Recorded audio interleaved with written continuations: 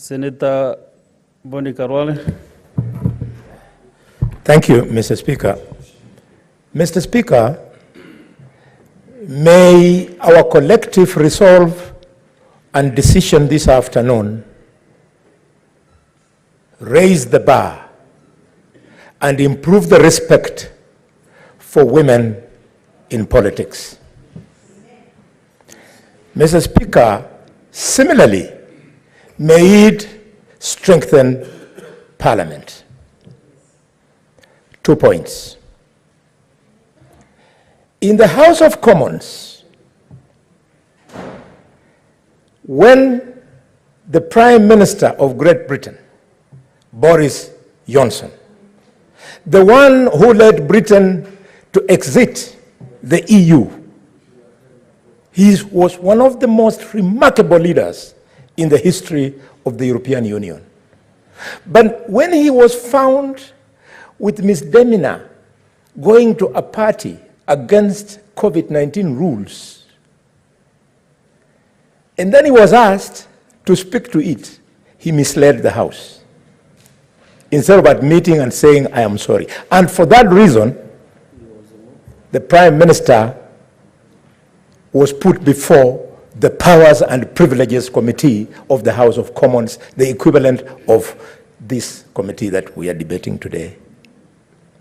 And powerful as he was, he submitted himself and presented evidence, and using a team of competent lawyers, and he was removed because they were protecting the House of Commons.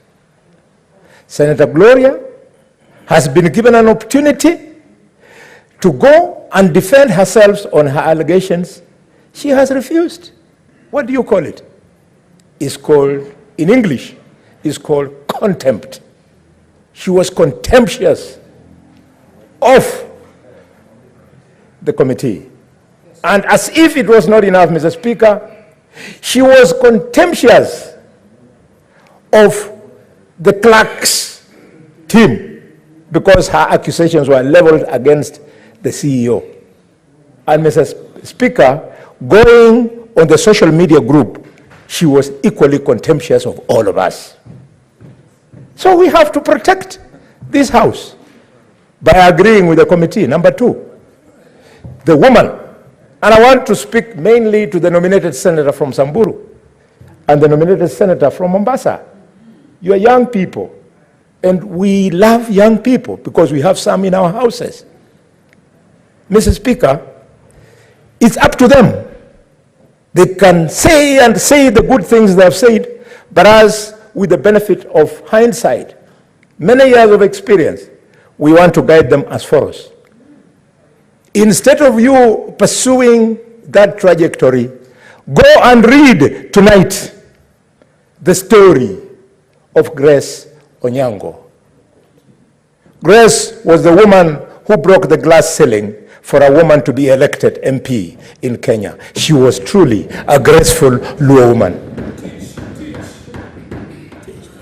Mr. Speaker, let them tonight go and read the story of Chelagat Mutahi. Chelagat Mutahi was a great woman. She is a hero of the second liberation of this country. She was detained, she was exiled, but Chelagat Mutahi never walked on her knees. Who are these young people who want to lecture us when we know the story of Chelagat Mutahi?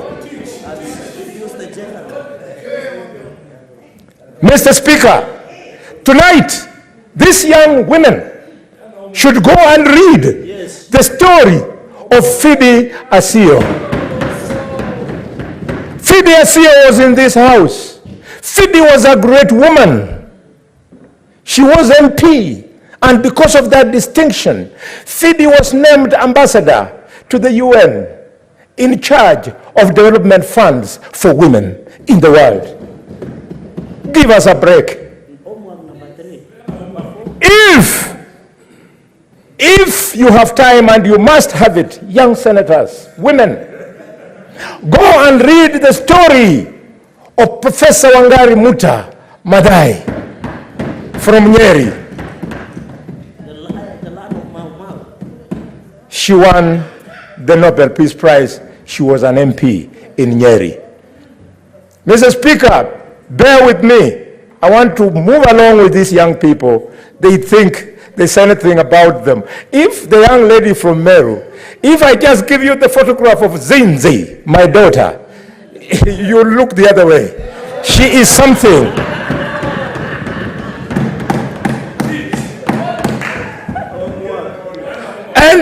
And let me tell you guys, we have to talk to these young people the truth. We are training them to do it better. We were trained by Michael Kijana Wamalwa, yes, Martin Shukuku, yes, and George Anyona. That's why we are good. Senator Khalwale. Mr. Speaker, sir. With your experience as a legislator. Yes. And as seen in this house, avoid calling honorable members people. And sorry, I'm very sorry. Women. Sorry, I thought when I say young people, it was respectful, but yeah. I recall those words. Let's refer to them. Thank you. Thank you, Mr. Speaker. And Mr. Speaker, sir, when I quote the name of my daughter, Zinzi,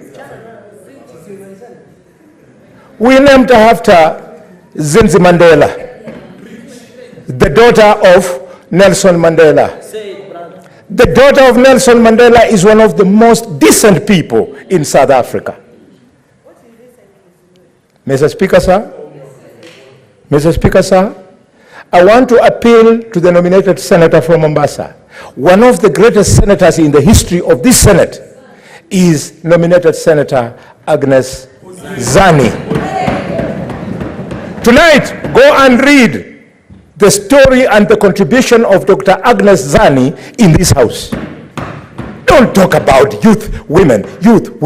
What kind of youth, what kind of woman? It is what you should be telling us. Mr. Speaker, sir,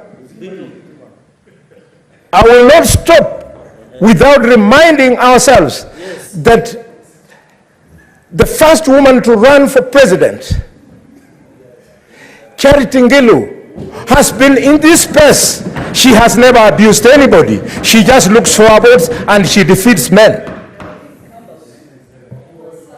Mr. Speaker, sir, the first woman to break the glass ceiling. Senator Boni, Senator Hezena Lemaretian, do you have a point of order?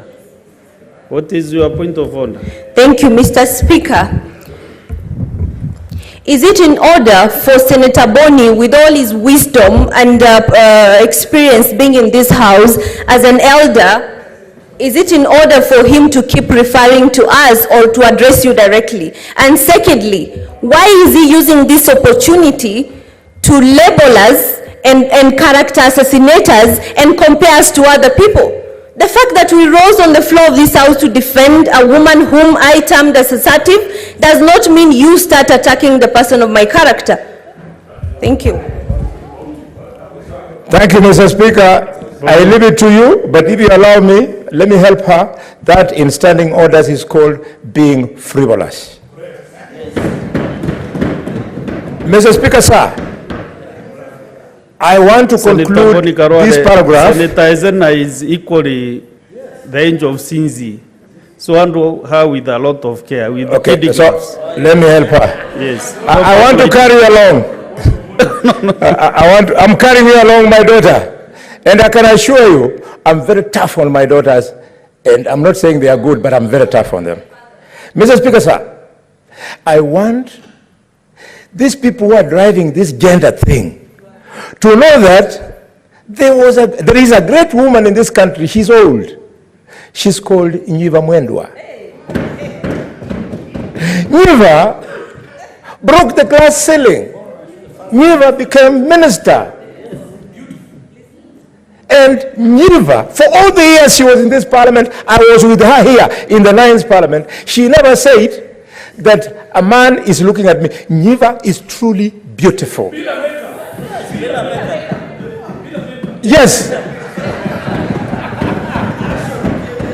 And because of those many words, Mr. Speaker, because of those many words, let me tell parents out there, and the parents who are in there, all the time, tell your daughters that before you get a partner who could possibly marry you, A man must approach you sexually. So when he's approaching you sexually, it means it doesn't mean he's harassing you. He's trying his luck. It is up to you to say, no, I don't want, and it ends there. Mr. Speaker, sir, I want to appeal to all of us, including the men, about these clerks you are seeing. Senator Boni Carol, there's a point of information from Senator Beatrice. Beatrice. Do you want to be informed? Thank you, Honorable Speaker, and thank you, Boni, for allowing me to inform you that you needed to add, on top of the gracious women you have named, just say they are people, they have beauty with brains. Beauty with brains. Some of the beauties have no brain. That is the information of.